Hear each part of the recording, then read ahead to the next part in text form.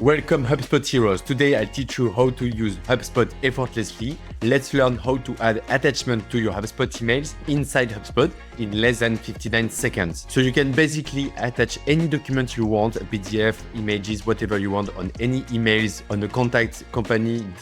So I will show you on the contact view, and you can access to any document you uploaded into your HubSpot when you're doing another email. So once you uploaded one, you will be able to reuse it in every email you're composing. So let's dive in. So head to your HubSpot, go to any contact. So click on CRM contacts, for example.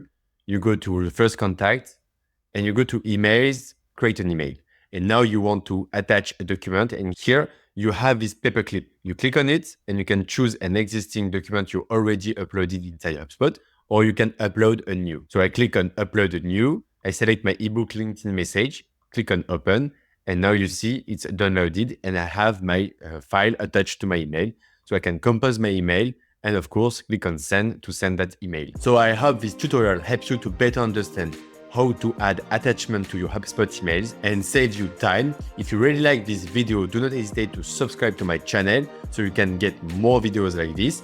And until next time, see you to the next video.